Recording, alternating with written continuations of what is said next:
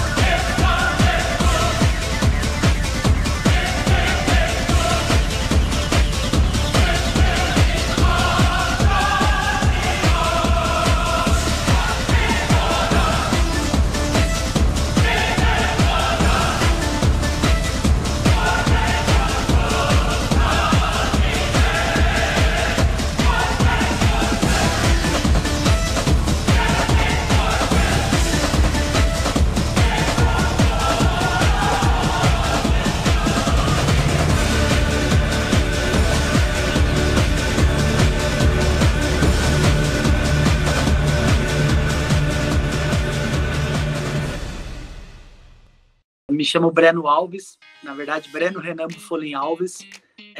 Sou natural de Penápolis.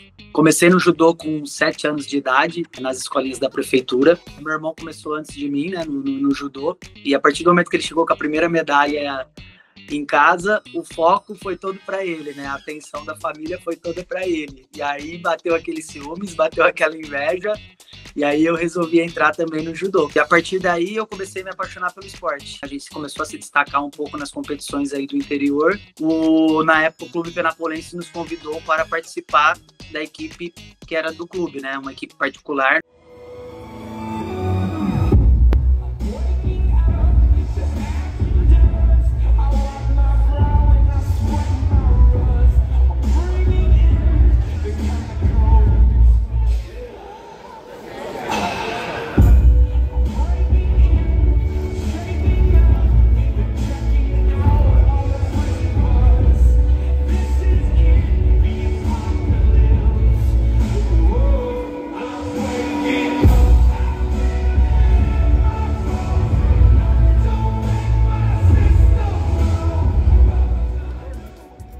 Meu nome é Fernanda Souza, tenho 41 anos, sou atleta de fisiculturismo. Eu estou no esporte praticamente há 10 anos que eu já participo das competições. Eu já gostava de treinar, né? Sempre gostei de fazer exercício físico. E só que eu cheguei num estágio assim que eu não via assim, uma melhora no físico. Foi quando eu procurei uma ajuda com um profissional, né? Em relação à minha alimentação e comecei a passar por ele, fazer uma dieta junto com o treinamento. Ele me prescreveu uma dieta, durante 40 dias ele pediu para mim não sair fora e tentar seguir a letra, para ver como que o meu corpo ia reagir com o trabalho dele. Em 40 dias eu retornei e ele viu um resultado tremendo. E ele falou assim, Fer, vamos competir? Na hora eu fiquei assustada, porque eu nunca me vi num palco. Falei, eu competi? Falei, imagina. Ele falou assim, não, você tem chances, né, de estar indo participar de uma competição. Foi aí que eu resolvi começar a competir. Breno Alves, é o duelo entre brasileiros. Mas o Breno estará lutando pelo Brasil e o Sérgio Pessoa não, lutando pelo Canadá, como já explicou o Léo Leite.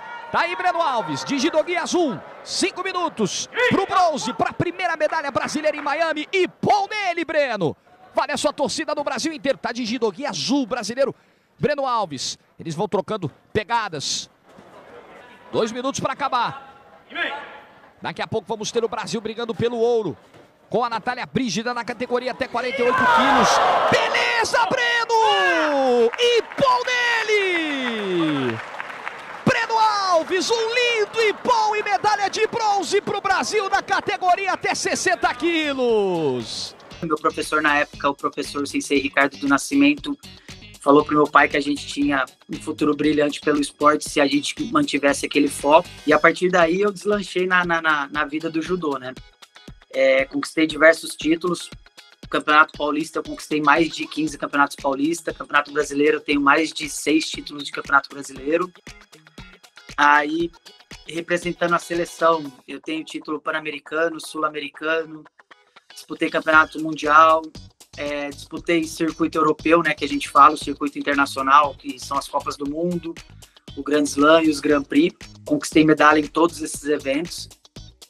Então, rodei praticamente o Brasil inteiro aí através do judô, algo que eu nunca imaginei na minha vida, né? Um garoto saindo de Penápolis, uma cidade aí de 60 mil habitantes, e tá conhecendo praticamente o Brasil todo, e posso dizer também o mundo inteiro, né? Que eu também já visitei mais de 25 países através do judô, e isso era algo inimaginável. Meus pais nunca saíram do Brasil, e aí eu, através do esporte, através do empenho e da ajuda de muita gente, pude conhecer o Brasil todo e praticamente o mundo inteiro.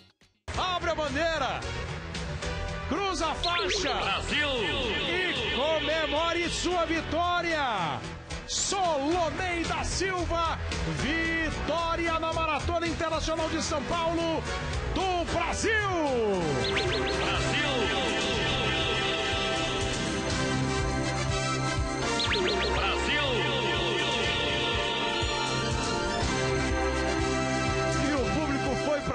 foi pro Ibirapuera e agora aplaude e vai sorrir junto com o Solonei. Aí sobra energia para comemorar. Brasil! O tempo que chega agora dele, 2 horas, 12 minutos, 25 segundos. Não bateu o recorde, mas aí hoje não precisava. Esse ano ele não precisava de recorde, não. Esse ano é nome da história, é reconquista de título para o Brasil. A primeira conquista que realmente eu tive notoriedade dentro do Brasil e fora do Brasil foi os Jogos Pan-Americanos, né? Transmitido pela Rede Record. Chegou essa informação à minha pessoa de que as pessoas que estavam no supermercado todos pararam de fazer suas compras e ficou assistindo, torcendo. Então foi algo assim, um divisor de águas na minha carreira. Logo na terceira maratona, eu corri a maratona de Porto Alegre, estreando, campeão. Depois fui correr na Itália, em Pádua. Foi o meu melhor resultado dentro da maratona, 2 horas e 11. Me credenciei a correr os Jogos Pan-Americanos. Nos Jogos Pan-Americanos eu fui campeão, né? Então isso daí já deu uma grande visibilidade. Depois de ganhar a maratona de Porto Alegre, entrei na ASICS, uma empresa multinacional. Isso daí me ajudou também a entender o quanto que os Jogos Pan-Americanos foi importante na minha conquista como atleta, que chegou no presidente da ASICS lá no Japão. Isso daí fez eu entender o quanto que eu acabei fazendo, a grandiosidade que eu estava sendo naquele momento. Só que aí eu comecei a galgar, a ver novos horizontes, né? A ver que eu poderia ir mais longe, que eu poderia conquistar outros títulos também. E comecei a visionar eu correndo a Olimpíadas já. Comecei a treinar focado nisso. Só que não aconteceu, são os 3 primeiros brasileiros no ranking que vai para as Olimpíadas. Eu fiquei em 5º no ranking, foi uma baita de uma frustração novamente. Mas logo depois já vim para Penápolis, aqui sempre foi ponto de eu recarregar as energias. Eu vinha para cá, conversava com os amigos, via familiares e voltava para Bragança Paulista totalmente recarregado. Tinha me lesionado na maratona lá em Londres, acabei voltando para Penápolis depois disso, voltei a treinar aqui leve e aqui treinando leve eu falei, pô, eu vou correr a Maratona de São Paulo. E acabei sendo campeão da Maratona de São Paulo, quase quebrei o recorde do Vanderlei Cordeiro de Lima, que é um ícone mundialmente conhecido. Ganhei ela em 2012 e depois ganhei ela em 2018. Eu sou o único brasileiro bicampeão da Maratona de São Paulo até hoje, dentro do cenário brasileiro. Depois de uma frustração imensa de querer até abandonar a corrida de rua, e voltei a competir visionando estar na Maratona Olímpica, dessa vez dentro do Brasil, na Maratona Olímpica do Rio de Janeiro, né? Eu paguei um preço muito alto, ficando várias temporadas treinando focado nisso. Corri campeonato mundial pensando nisso. Eu era campeão em Guadalajara, então iria defender o bicampeonato depois, né, em Toronto. E acabei abrindo mão dessa conquista por conta do sonho olímpico. E consegui realizar. Para ser muito sincero, eu não imaginava chegar nos Jogos Olímpicos e consegui chegar. Para a gente atleta, a gente chegar nos Jogos Olímpicos é algo como ser um jogador de futebol, ser convocado para a seleção brasileira de futebol e ser titular na Copa do Mundo. São pouquíssimos que conseguiram chegar lá. E eu escrevi meu nome lá, de um atleta que estava correndo aqui na região, que começou aqui numa corridinha empresarial. Eu acho que todas as competições foram importantes, né? Eu acho que não tem nenhuma que não deixa de ser. Mas a que, assim, que eu me superei foi a de 2024, o ano passado, né? Que já fazia um tempo que eu estava sem competir. E eu resolvi voltar a competir aos 41 anos de idade. Eu falei assim, eu vou tentar me superar, vamos ver o que eu consigo em relação à minha idade, até por questão de estar competindo aí com os atletas mais novas, mais experientes. Então, eu acho que o campeonato do ano passado foi o que me superei, que eu atingi o físico, assim, de todas as competições que eu participei, foi o melhor físico que eu atingi, foi o campeonato de 2024. Acho, assim, que a maior dificuldade no esporte, eu como atleta, é a questão financeira. Os gastos são muito grandes, né? Uma preparação exige muito, as viagens, o valor da inscrição dos campeonatos não é um valor barato. Aí tem e são campeonatos para fora, né, que geralmente tem aí de fisiculturismo. Aí entra a parte da alimentação também, os gastos com alimentação, a preparação, a viagem, as inscrições do campeonato. Eu acho que o que mais pesa para o atleta é a questão financeira mesmo. A gente vinha de uma família humilde, a gente não era nem sócio do clube, longe disso, e não tinha nem condições de sermos sócios do clube penapolense na época, né? Então a gente só podia frequentar o clube para treinar. Então a gente entrava no clube às 2 horas da tarde e tinha que sair às 5 da tarde quando acabava o treino. Então imagina você lá com 7 anos, estando dentro de um dos principais clubes da cidade e não podendo usufruir do clube. Então a gente só ficava mesmo dentro do tatame, acabava o treino, a gente doido para entrar na piscina, para vivenciar tudo aquilo que o clube oferece, e a gente não podia. Mas infelizmente no início isso não era possível. E aí a partir do tempo, como a gente começou a se destacar dentro do judô e levar o nome do clube penapolense, eles nos ofereceram o título, né? Aí parcelaram em não sei quantas vezes para meus pais, e meus pais na época compraram. Sempre há um momento que você está mais sensível, que você acha que poderia estar numa situação muito melhor do que você está vivendo, e sempre acontece de passar aquele flash de que não está valendo a pena, que você deve de ser retirado do esporte, né? O esporte no Brasil é algo muito delicado. Já aconteceu de eu pensar em desistir, porque não é fácil, é muito difícil. Muitos atletas querem iniciar a vida atlética, mas só que na hora que encontra as dificuldades, eu entendo perfeitamente porque alguns desistem no meio do caminho, porque é muito difícil. Não é sempre que tem pessoas ajudando você. Eu saí daqui com 27 anos, trabalhava como coletor de lixo, então às vezes você está competindo do lado de um futuro exponencial atlético que tem 18 anos ou até menor de idade ainda, então eu tinha nada mais, nada menos aí do que 10, 12 anos mais velho do que alguns atletas que estavam ali treinando no mesmo local que eu. Você começa a se questionar se realmente vale a pena você largar a família e investir na carreira, e se vai dar certo, né? Quando eu saí daqui, eu saí com a ajuda de alguns empresários daqui de Penápolis, né? O pivô de tudo isso, a grande ajuda que eu tive aqui em Penápolis se chama Marco Moreira. Conversou com alguns empresários daqui de Penápolis, né? Borges, Volpe, o Ivan Samargo ajudou mais ainda, Dr. Mauro Moreira acabou pagando do próprio bolso para eu ficar lá, morando lá em Bragança Paulista, porque eu não poderia estar junto com os atletas de alto rendimento, porque eu não era contratado do clube, eu não estava dentro do portfólio de atletas do clube.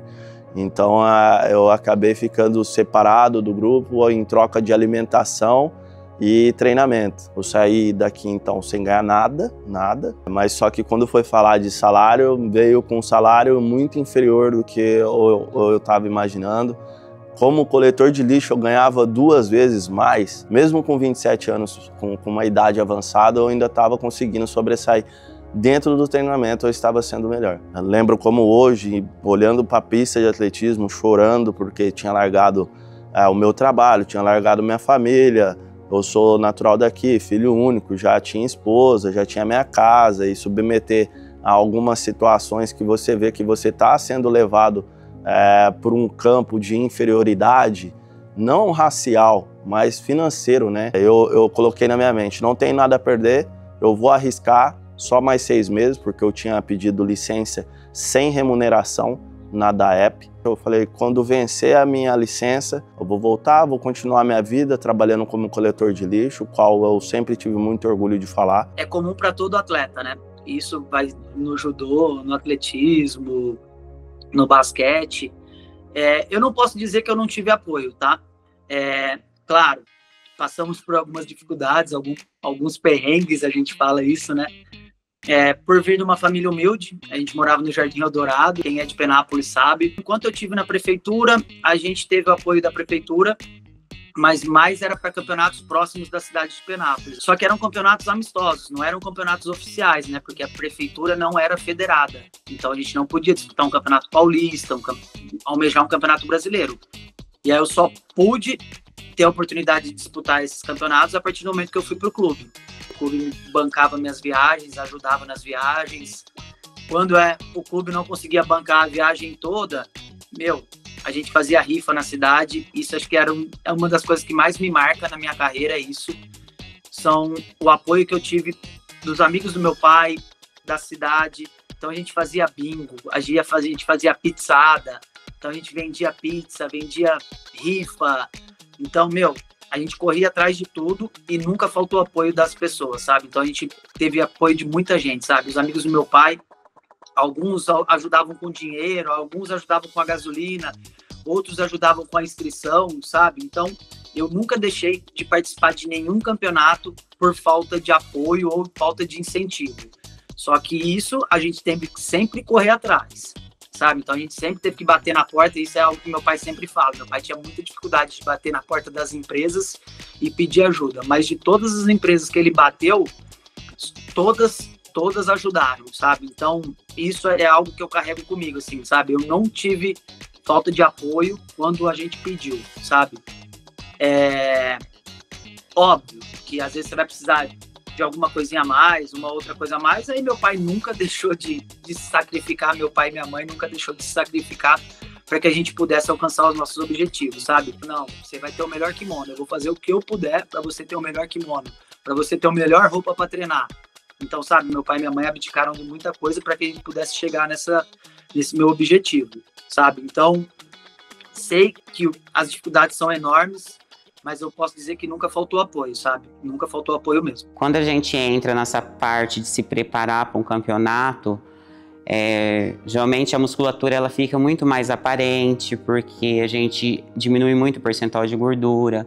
Então fica praticamente pele, músculo e veia, né?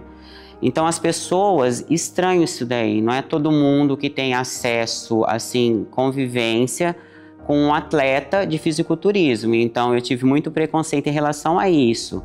As pessoas me olharem de forma estranha, achar que o corpo é muito masculinizado por questão de ter essa musculatura mais aparente. Como o esporte agora cresceu, hoje em dia a gente vê bastante meninas aí que nem atletas são de fisiculturismo, já com um físico bem aparente. Em relação à parte hormonal, né, e muitos atletas acabam utilizando aí o recurso ergogênico para atingir aí, né, um físico aí. Eu acho interessante, assim, ter um acompanhamento de um profissional, que está acontecendo muito aí, que a gente está vendo aí, né, as notícias, muito atleta morrendo, porque não tem um acompanhamento de uma pessoa que entende, profissionais da área que entendem, né, que vivem ali o esporte. E então, assim, o uso incorreto está causando muitas mortes. Preparações também, às vezes o atleta ele quer ficar pronto num período muito curto, e isso não é interessante. Então por isso que eu falo que é interessante você começar uma preparação aí, pelo menos aí de 20 semanas, para ter uma preparação com saúde, com qualidade, não ter que partir para recursos aí que muitas das vezes está levando à morte aí de muitos atletas que estão utilizando muito diurético.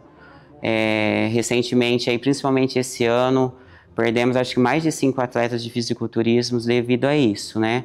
Uso incorreto, não tem acompanhamento do profissional da área para instruir. Acho que a alma penapolense tem muito isso, da gente poder correr atrás do nosso objetivo e falar, a gente é capaz. Independente de você estar competindo já com um atleta renomado, ou então estar em São Paulo, um grande centro, você olhar para aquela pessoa de igual para igual. E foi assim que eu olhei. Chegar numa Olimpíadas é algo surreal. Se você for falar isso daí para qualquer pessoa que vive dentro do esporte, pô, será que um coletor de lixo consegue virar um atleta olímpico?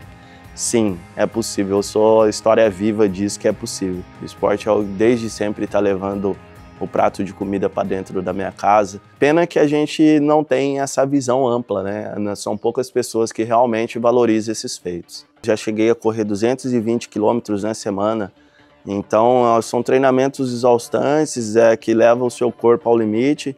Às vezes você está muito cansado, chega no final de semana, você ainda tem que cumprir esse volume de treinamento, fazer treinos de 30, 32, 35. Eu já cheguei a fazer 38 quilômetros numa única sessão de treino. O alto rendimento você vai treinar, mesmo você estando cansado, mesmo você tendo uma lesão que você consegue colocar o tênis no pé e vai treinar. Mas só que essa disciplina é onde que separa. De repente, aquela receitinha que não está preparada para todas as pessoas. Não tem como. Mesmo que você tenha uma predisposição atlética privilegiada, você tem que ter uma mente blindada. Tem atletas que treinam muito bem, que a gente apelida de leão de treino, né? Atletas que no treinamento, se deixar, faz o recorde mundial no treino. Só que na hora que ele encontra se perfilado, igual eu já estive muitas vezes, olho para a direita, campeão mundial, olho para a esquerda, bicampeão mundial. Todos os atletas olímpicos e você lá, no meio, do lado. Você olha, pô, como assim? Eu cheguei aqui, cheguei. Isso daí não pode bloquear, isso daí tem que ser um motivo de você olhar e falar assim, eu sou capaz. O meu TCC foi em cima disso daí na faculdade, ansiedade pré-competitiva, e tem muitas pessoas que bloqueiam. Você sabe que você tem uma vida curta dentro do esporte, só que pouco se fala disso. Se você não performa, irmão, você vai ficar fadado a ganhar um salário. Mesmo que esse salário seja melhor do que o salário mínimo, sim, 99,9% dos atletas acaba assim, sem formação acadêmica e sem casa para morar. Infelizmente, algumas políticas públicas, não somente aqui de Penápolis, mas dentro do Brasil, atrapalha muito o profissional da área de educação física, não somente o atleta, mas também aquele atleta amador, né? Um exemplo claro aqui em Penápolis, eu já fui campeão dos 5.000 metros, dos 10.000 metros nos jogos regionais. Infelizmente, acabaram com a pista de atletismo aqui de Penápolis, colocaram banco de reservas dos jogadores dentro da pista de atletismo, passaram asfalto na pista de atletismo. Hoje, como treinador de corrida aqui em Penápolis e personal trainer, eu não consigo fazer treinamentos no estádio municipal. Estádio municipal. Esse é o nome. Estádio municipal. Depois que vem o tenentão. Depois que vem o tenente Carriço. Então a população é privada de estar num local público fazendo atividade física, que cada R$1 gasto no esporte, você economiza 100 na saúde. É 1 para 100. Só que esses números não é levado a sério. Essa é a grande dificuldade que eu tenho hoje, né? De repente estar fazendo alguns treinos em locais que teriam que ter toda a estrutura, mas só que o lado da política pública esportiva como um todo. É muito difícil você levar o esporte em algumas áreas, que seja na periferia de Penápolis, que seja na periferia de São Paulo, de uma forma que você consegue trabalhar com a pessoa. Se ela vai se tornar um atleta em exponencial, chegar numa Olimpíadas, é outra questão. Você está falando ali de saúde. Cada vez mais saúde, não só saúde física, saúde mental, né? O esporte tem esse poder. O esporte é uma das únicas ferramentas do mundo que você não vai precisar de se medicar com fármaco e sim com o seu corpo. O seu próprio corpo vai ser o seu remédio, né? E a minha profissão trabalha dentro dessa área. Mas só que a profissão, infelizmente, não é valorizada, não tem o devido reconhecimento. A gente sim é profissionais da área da saúde, mas são poucos lugares que falam que o profissional de educação física é da área da saúde. Na minha opinião, cada postinho de saúde que existe dentro de Penápolis, dentro do estado de São Paulo, dentro do Brasil, teria que ter um profissional da área da educação física trabalhando integralmente. Hoje, cada vez mais, a gente está vendo pessoas obesas, né? Principalmente a classe infantil. Então, já começa desde as crianças, é algo que está cada vez mais em evidência, está tendo cada vez mais estudos em cima disso. A gente está vendo cada vez mais pessoas com depressão, cada vez mais pessoas, infelizmente, às vezes até suicídio. Pessoas hoje, adolescentes que não conseguem se expressar, não conseguem se relacionar em grupo, não conseguem conversar. E o esporte é ferramenta para isso. A sociedade está doente de corpo e mente.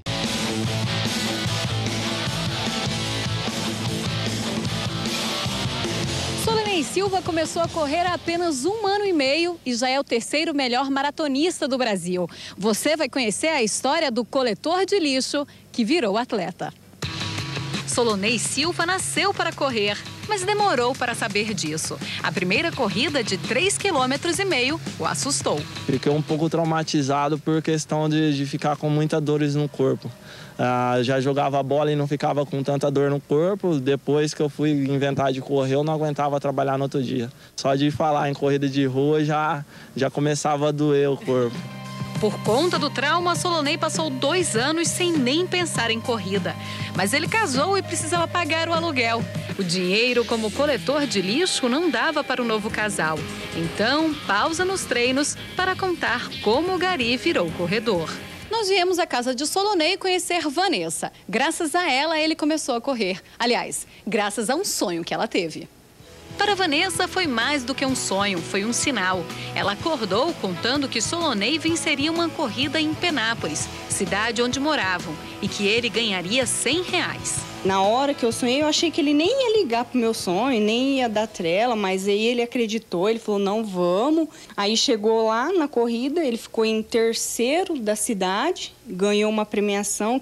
O primeiro dinheirinho como atleta foi suado, mas foram os R$100 que fizeram Solonei pensar na corrida como profissão. Até ser aprovado como atleta do Esporte Clube Pinheiros, foi gari e corredor ao mesmo tempo. E aos poucos foi conquistando esse amontoado de medalhas. Você vai deixando passar o tempo, tem medalhas aqui da minha região, medalhas de outro lugar, fora do país, que eu corri a meia maratona de Medellín. Então, você vai colocando aqui, às vezes você nem dá conta de quanta medalha você já tem. Aí que você vê que você já correu muitas corridas para o Brasil afora. Em julho de 2009, Solonei deixou a coleta de lixo e passou a viver apenas da corrida. A vida ficou bem melhor, mas para continuar assim é preciso treinar. Hora de voltar para as pistas.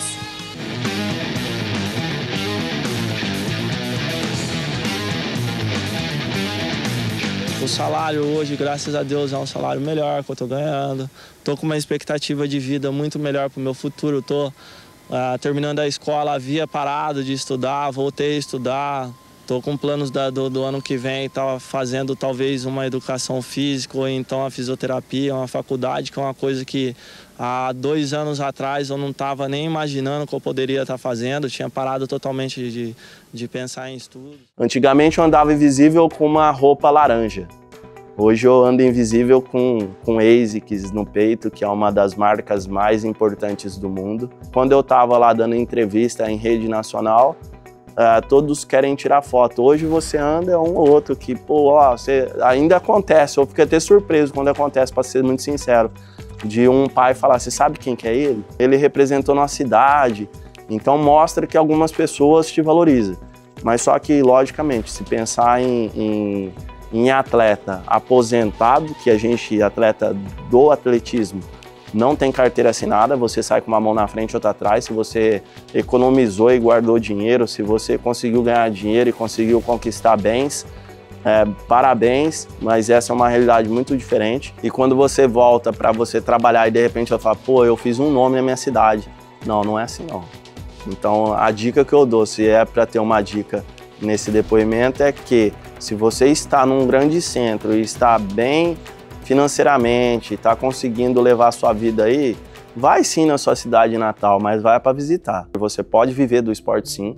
É difícil, não é fácil, é difícil, é bem difícil. Mas para quem é de baixa renda, o que é fácil? Não tem, é só mais uma pedrinha. É você passar por ela, não dar muita importância, ver a próxima pedra, pode ser maior do que aquela que você passou. E sempre vai ser assim, as pedras vão aumentando de tamanho. Conforme você vai crescendo, a responsabilidade vai aumentando, as pedras vão ficando maiores e você tem que estar bem calçado. Você tem que fazer com que essa pedra se torne uma escada para você. Eu acredito que hoje, através da lei do incentivo, hoje tem a lei do incentivo ao esporte, isso facilitou muito, tá? As cidades, os clubes. Então, hoje existem vários projetos através da lei do incentivo. Já participei de um através do clube, mas o clube captava verba através da lei do incentivo e isso facilitava muito, dava uma estrutura ainda melhor para a gente, tá? Hoje, no judô, tem um projeto que é muito conhecido através da lei do incentivo, que é o projeto Reação, do Flávio Canto, que formou a Rafaela Silva, que é campeã olímpica, campeã mundial. Então, acho que isso é possível. sabe? Hoje o investimento é muito melhor, é muito maior, basta querer. Se você fizer um projeto bem feito, tiver ajuda de prefeitura, de empresas, por exemplo, projeto de lei de incentivo, você vai lá, oferece para a empresa pode destinar uma verba do imposto de renda dela para o seu projeto. Então, às vezes, em vez de destinar para outra coisa, essa verba retorna para o esporte. Então, acho que isso é muito importante, porque dá visibilidade, tá bom, para o projeto, dá uma infraestrutura melhor ainda para o projeto. Eu não sei se na cidade aí tem algum projeto que é através de lei do incentivo. Sinceramente, eu não sei, mas eu acho que é algo que poderiam ir atrás, poderiam ver, porque facilita muito, ajuda muito. Hoje, eu sei que tem as escolinhas da prefeitura aí, tá? É um projeto bem legal que estão fazendo. Até o ano passado, que eu saiba, eu não sei se ainda continua, tinha o judô dentro das escolas, que eu acho que para mim isso é primordial, é essencial ter o esporte dentro da escola. Não é só o judô. Tem que ter o judô, tem que ter o atletismo, tem que ter o futebol, tem que ter o vôlei. A criança ela precisa do maior número ou a maior quantidade de esporte possível para ela vivenciar.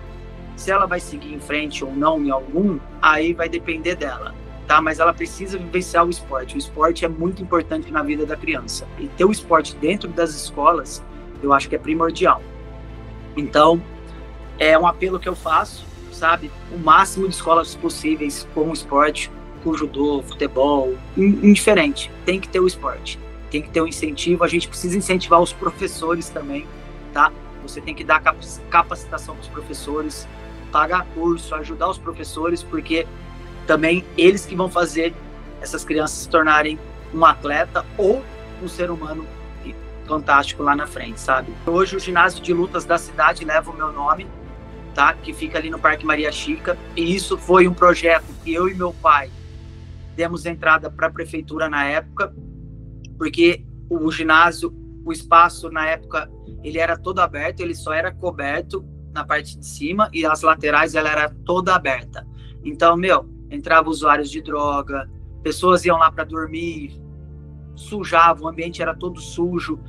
E na época a gente fez um projeto, na época ia ter os jogos regionais na cidade, e a gente sabe que quando tem jogos regionais vem uma verba extra para a cidade, para investir no esporte, e a gente levou um projeto para fechar esse ginásio por completo e ser um espaço de lutas da cidade.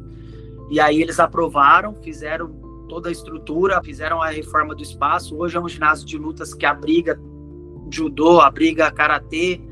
Então tá um ginásio muito legal, é o mínimo que a cidade precisa oferecer. É uma estrutura adequada, professores capacitados, tá? E aí vai partir das crianças e dos pais dela, sabe? Incentivar, apoiar. Eu tenho certeza, do mesmo caso que surgiu um Breno, surgiu um Solonei, surgiu um Caputo, podem surgir vários. Pode não ser campeão lá na frente, pode não conquistar uma medalha de ouro, não disputar um campeonato internacional, pode. Mas você pode ter certeza que essa criança, ela vai ter um futuro brilhante, não só no esporte, como fora dele também. E vai ser motivo de orgulho para os pais, para a cidade e tudo mais. Eu posso dizer que o esporte mudou a minha vida. Tudo que eu conquistei até hoje foi graças ao esporte, graças ao judô. Se hoje eu sou formado, tenho 2 formações, tudo é graças ao judô. Fiz faculdade com bolsa 100%, 2 faculdades particulares e através de bolsa, então não paguei nada. Eu lutava pela faculdade e em troca a faculdade me oferecia o estudo, sabe? Então isso é algo que o esporte proporciona, sabe? Não é só as conquistas dentro do tatame que eu tive conquistas fora também. Hoje eu tenho uma casa, tenho um veículo, tenho conquistado diversas coisas, tenho conhecido diversos lugares, de vários países, diversas cidades. Tudo isso foi graças ao judô. O esporte me proporcionou muitas coisas, algo que eu nunca imaginei na minha vida. Posso dizer que eu não sou uma pessoa frustrada, eu realizei todos os meus sonhos. Para as pessoas aí que procuram aí ser um atleta, né, ingressar aí no esporte, ter força de vontade, superação, né, para encarar os desafios, obstáculos aí, né, que a gente sempre tem no esporte, isso daí, acho que em todos os esportes tem, não só no fisiculturismo, né, se dedicar aos treinos, à competição, ser humilde também para aceitar aí críticas construtivas. Eu acho que aí vai se tornar uma pessoa, assim, um atleta profissional mesmo aí de sucesso. E saber respeitar também seus adversários também, isso é importante também, ter esse respeito aí pelas pessoas no qual a gente vai competir, que elas estão lá passando pelo mesmo objetivo que a gente. Nunca desistir, tenha superação, supere os obstáculos, que eu acho que esse daí é o segredo aí para um sucesso aí no esporte. O atletismo é muito democrático. Você não precisa nem estar com um tênis no pé. O atletismo ele é transformador. Então, fica o convite para vocês estarem conhecendo o atletismo. Não é só a corrida de rua que existe dentro do atletismo. Você consegue, desde os 100 metros, para aquelas pessoas, eu não gosto de correr, eu não me sinto confortável. Tem o arremesso de peso, tem o lançamento de dardo, tem o disco, tem o salto em altura, tem o salto triplo, né? Então fica aí essa dica para vocês irem lá conhecer, aguçem os professores de vocês, questionem sobre a modalidade, questionem sobre outros esportes, que esporte é vida. Um recado para as crianças de hoje é jamais desistir dos sonhos de vocês. O Breno lá de 6, 7 anos tinha sonhos e hoje ele realizou todos os sonhos dele. Nunca desista dos seus sonhos, porém não passe por cima de ninguém, tá? Você vai encontrar dificuldades, vão ter pedras no caminho, mas saiba ultrapassá-las e sem passar por cima de ninguém. Sempre respeitando o próximo, sempre respeitando os seus pais, os seus professores, os seus amigos, tá?